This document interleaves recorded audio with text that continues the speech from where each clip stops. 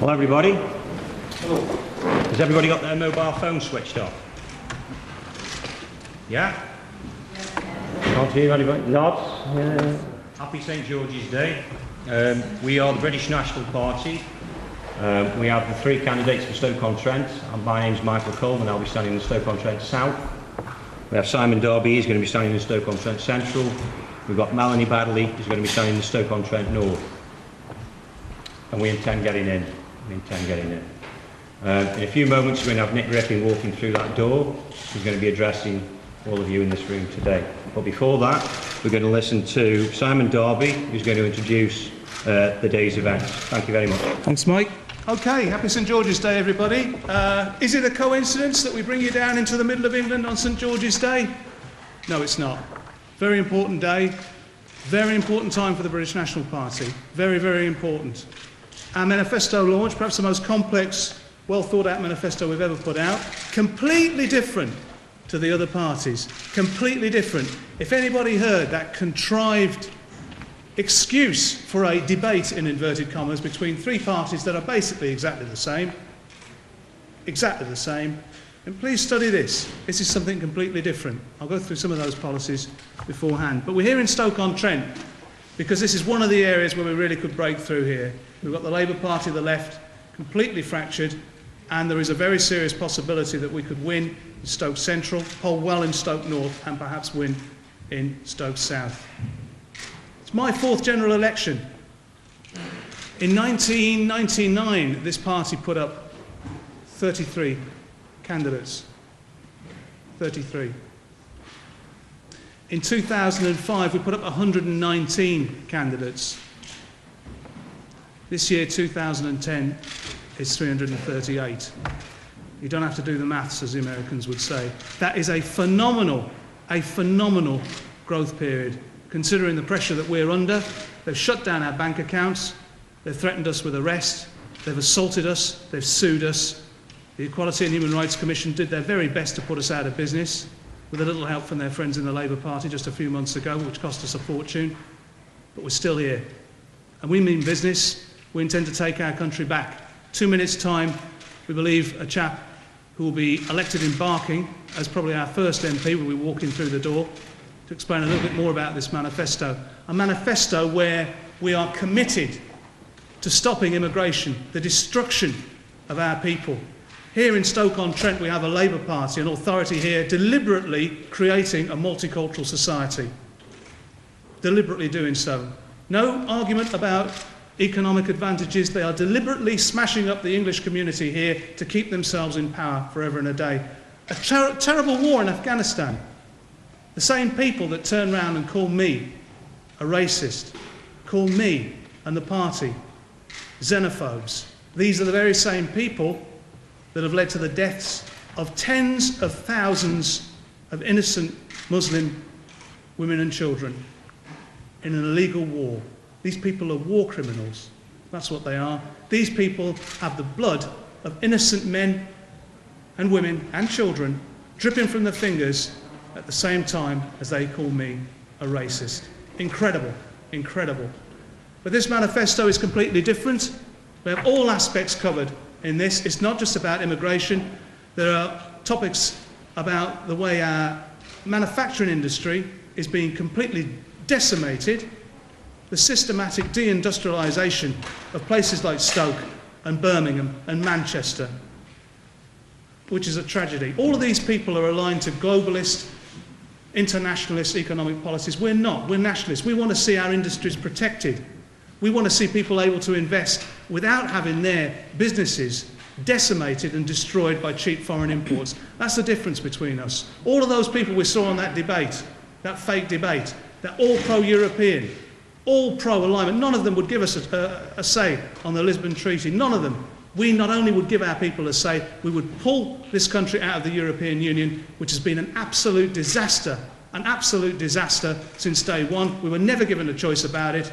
We've been forced into it. Foreign aid, when they're shutting down schools and hospitals all over the country, that very same Labour Party is ploughing money into Africa. It's ploughing money into India. Hundreds of millions of pounds of our money that could be used hundreds of millions of pounds of our money that could be used building schools and hospitals. They're giving to India to create their own space program. Quite incredible, quite incredible. Nick Griffin, ladies and gentlemen.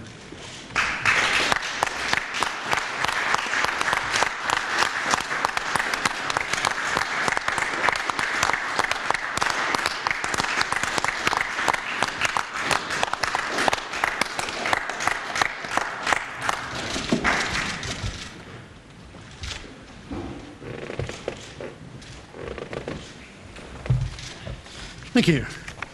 Everything in order? Well in order. Right then. Well, first of all, I'm sure it's already been said, but a happy St George's Day to all who are here. Thank you. The British National Party, of course, is here for all the peoples of Britain. But we do believe that the English get a particularly raw deal. We're the only people whose name is not allowed on the census sheet for a start, and we'll put that right. We're here for the English. We are here for all the British, the Scots, the Welsh and the Irish. And we're also, of course, here for the decent, settled minorities who paid into our society, who've helped to build our society, who accept that Britain should remain British, and we're here for them, and especially for those of them who will help us keep this country the way it should be. This is the first election in which we have non-Indigenous members. We have Sikhs, West Indians, Chinese people now as members of the British National Party. 5 years ago, we had a Sikh, Rajinder Singh, on our election broadcast. That was as a friend. He's on the new election broadcast, which goes out all over England, Scotland and Wales on various times on Monday. Rajinder Singh is on that broadcast as a member of the British National Party. Now, this manifesto is being launched right now on our website, which is bnp.org.uk. It'll have a huge readership, I'm quite sure. It's a very weighty document. It weighs in at 90 pages, including the conclusion and the introduction. It's a serious piece of political kit, this, and I'm really very pleased with it. I can say that because actually I've had very little to do with it. But the people who've worked on it have done a very good job. The media are fixated on immigration. And it's, I think, worth noting that if you look in the contents, it's not that much about immigration. We cover other things. I'll look at the figures in a second. But it's important to note that in terms of immigration, there's nothing new in this document. The media needn't go scurrying away and looking for new things that we have to say about immigration, because while the other parties have now decided to talk about it because of the British National Party threat, we're just doing what we've always done, which is to say that Britain is full, it's the most overcrowded country in Europe, it's time to shut the doors, to persuade, to get to leave all the illegals, the bogus asylum seekers, the foreign criminals, and for the people who are legally here, legitimately here, paying into our society, we have no issue with them whatsoever. They would have all the rights that everybody else has in this British society. The only thing new at all in terms of immigration is one addition, which is that we will review all citizenship grants since 1997, when the Labour Party started what is now acknowledged as a deliberate policy of changing the very nature of this country. We will review all of those citizenship grants to ensure that the people who have earned British citizenship have precisely that. They've earned it. British citizenship is not a bauble to be given to people who just happen to come here in the hope that they'll vote Labour. It's something which only should be earned as an honour and a privilege and given under those circumstances. But other than that, there's nothing new. There's a wholly different emphasis in this manifesto. First of all, the very first main section is about defence.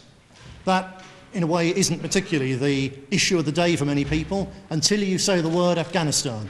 And on the doorsteps, it's probably our biggest draw in this election, other than our position on immigration, because the public are absolutely disgusted with the political elite, Tory, Labour, Lib Dem, UKIP alike, all of them committed to Britain continuing in Afghanistan in a war that has nothing at all to do with Britain and the British people, where the whole of Afghanistan is not worth the bones or the blood of one British soldier, the tears of one British mother, and it's also not our right to go stomping around the world trying to westernise all the Islamic countries. They should be allowed to run their countries as they wish. There's a huge difference between this party and the others, and we've reflected that by putting it at the very beginning of the manifesto.